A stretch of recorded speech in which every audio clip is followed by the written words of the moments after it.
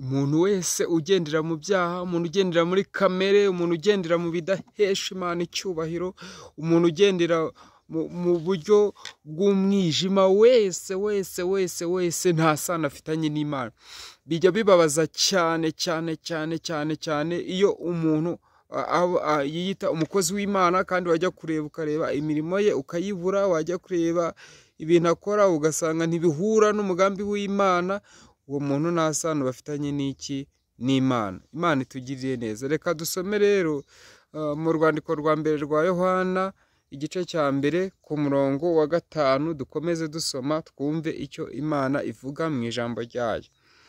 Ngo ubu nibwo butumwa twumvise buvuye kuri we, tukabubabwira yuko Imana ari umucyo, kandi ko muri yo hatari umwijima na muke.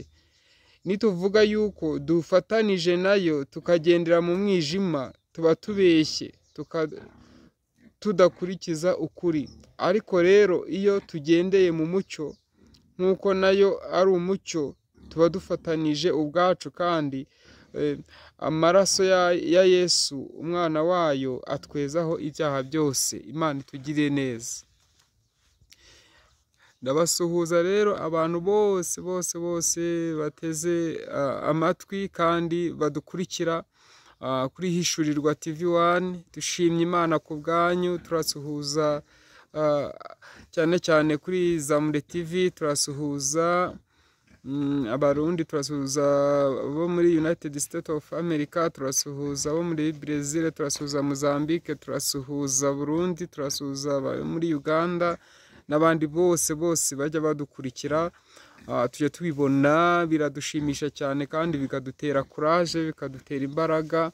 Mwene data, turakwinginze muri Kristo Yesu kugira ngo ukomeze n'ubundi gusharinga iki kiganiro, ukomeze utange inkunga, ushyireho komenti, ukomeze ukande subscribe, ukomeze udufollowing kugira ngo iki kiganiro gifashe abantu benshi, kuko uyu ni umurimo w'Imana kandi Imana izaduhemba nitutagwa isari. Imana yacu rero itugirire neza. Hanyuma reka dukomeze kubwira ijambo ry'Imana, tuganire kuri iri jambo ry'Imana. Ubundi bene data, Imana ni umucyo kandi igomba gukorana n'abantu binyuze mu mucyo. Hari abantu bajya bakora ibintu ugasanga arakora umurimo w'Imana ariko arabivangavanga, agakora amanyanga, ugasanga ntari gukora ibijyanye n'umurimo, ntari gukora ibijyanye n'umugambi w'Imana, icyo Imana ishaka ku bantu, ahubwo agakora ibihwanye n'irari rye. Ariko ijambo ry'Imana ryongeye kutubwira ngo, ryongeye kudukangurira ritwigisha ritubwira ngo Imana ni umucyo, n'abantu bagomba gukora umurimo wayo ariko bakawukorera mu mucyo. Ngo kubera ko ngo udakora umurimo wayo ngo awukorere mu mucyo, ngo akawukorera mu mwijima, ngo ntaho biba bihuriye. Umurimo rero ndetse no gukora kw'Imana, kuko Imana ari umucyo, n'ibyo dukora bigaragarira mu mucyo. Kandi noneho umwijima ni Satani, ukomoka kuri Satani.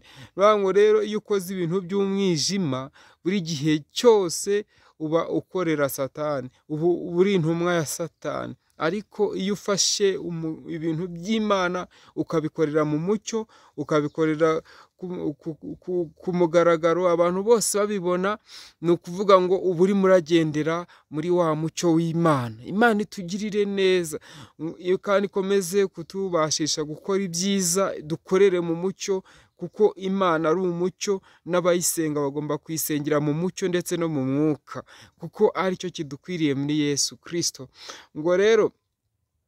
Ariko rero iyo tugendeye mu mucyo, nk'uko iyo ari umucyo tuba dufatanyije ubwacu, kandi amaraso ya Yesu umwana wayo atwezaho ibyaha byose.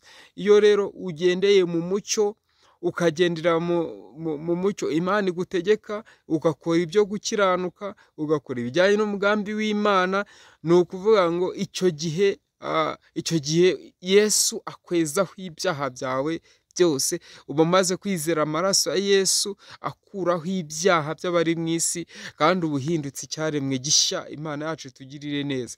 Ndakwifuriza mu izina rya Yesu kugendera mu mucyo, kuko umucyo ni mwiza, umucyo urashimisha, umucyo uranezeza, umucyo ni mwiza cyane cyane cyane, ariko umwijima wo nyine ni ibibazo, ni intambara, ni ibibazo, ni ibyaha, ni ukuriganya. Imana yacu tugirire neza. Hari abantu rero benshi usanga barafata iby'Imana bakabivanga n'umwijima, ariko uyu munsi urakangurirwa gufata iby'Imana ukabivangura, ugakorera mu mucyo, ukagendera mu mucyo, ukagendera mu nzira Imana ikuyoboye kugira gute gucamo.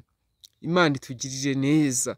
Turabifuriza rero kugira ngo mugendere mu mucyo, kandi mwezwe amaraso ya Yesu akweze rwose, akuboneze, agukureho icyaha n'igisa nacyo. Ayo maraso ya Yesu uwo yagezeho aramuhindura. Amaraso ya Yesu uwo yamaze kugeraho ahinduka icyaremwe gishya, kuko ibya kera ntabwo biba bikibuka ukundi, ahubwo umuntu aba yahindutse icyaremwe gishya muri Kristo Yesu. Abantu rero bakeneye guhinduka icyaremwe gishya, abantu bakeneye kwambara imbaraga, abantu bakeneye guhishurirwa, abantu bakeneye kugira ngo bagendere mu mucyo, kuko uyu mucyo w'Imana iyo wamaze kuwugenderamo, Imana gusa si ibyo ngibyo gusa, uba n'umuraganwa w'ubwami bw'Imana. Shalom shalom rero, turabakunda. Imana yacu ibahe umugisha, turabemera kandi tubahoza ku mutima. Abadukurikira bose, Imana ikomeze kubagura mu buryo bwose, ubw'umubiri n'ubw'umwuka. Amen.